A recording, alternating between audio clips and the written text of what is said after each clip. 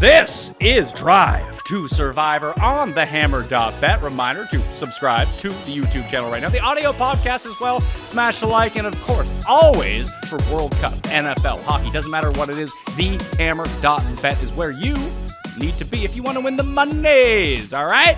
I'm Pat Mayo, joined by Rob Pizzola and Cam Stewart as we, try to get back to 500 in Survivor picks. Rob, did we win last week or what?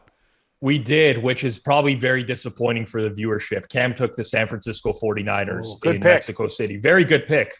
Comfortable win. However, the people that have been continuously fading us were not too happy about that. Understandable. So we're out of, there's a lot of gigantic spreads this week. We're not going to take any spread that's over 10 this week because, we're into this part of the season where people have tough decisions to make. So, Cam, do you have any initial lean of where you want to go, and why is it the New York Jets? Dude, that's why I again, you got Pat, you did it again. You guys read my mind.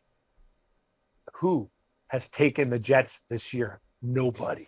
All the other ones have been taken. San Francisco, whatever. Like, if you're still alive in this thing, I don't think they're like, what else? Miami, they've been taken, right, Rob?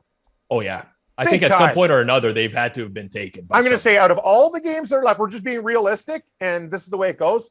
I love the Jets, Pat. You read my mind. I'm not wavering off it. Jets, and it has never been played. I guarantee people haven't played the Jets this year. It's impossible. Yeah, I think if people are still alive, Rob, it really comes down to likely, unless they've saved someone this entire time, that it's between the Jets and Washington, I would guess.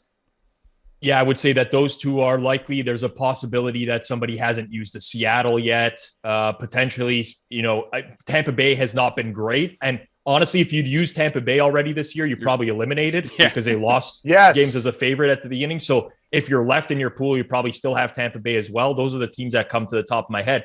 The only thing I would say is, listen, you guys mocked me for this in week one.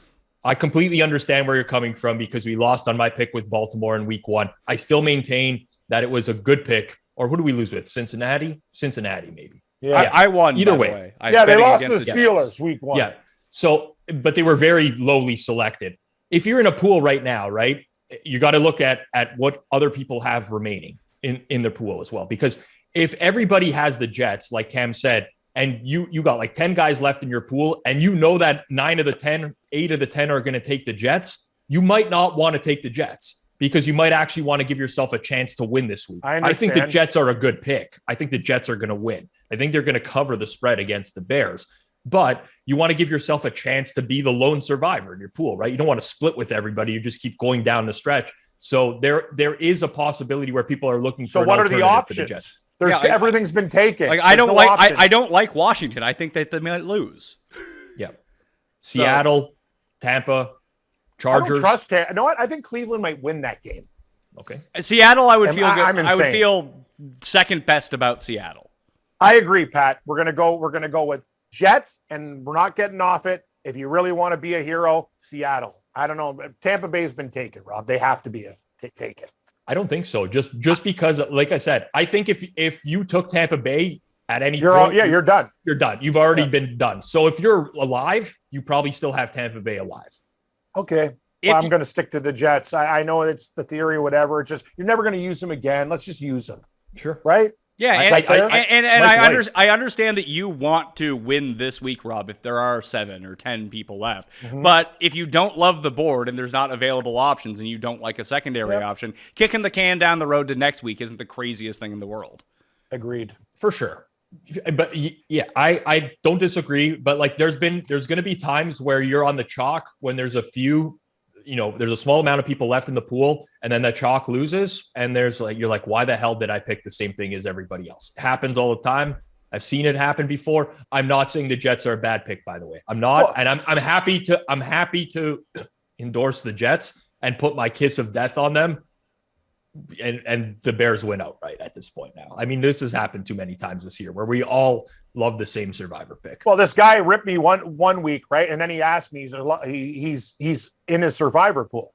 He's like, Cam, who do I take, Washington or the Giants last week? I go, you ripped me before. Go with your gut. I'm not making you a pick if it loses so you can come at me again. I go, but I think the Detroit Lions are live, whatever. Guy goes with the Giants.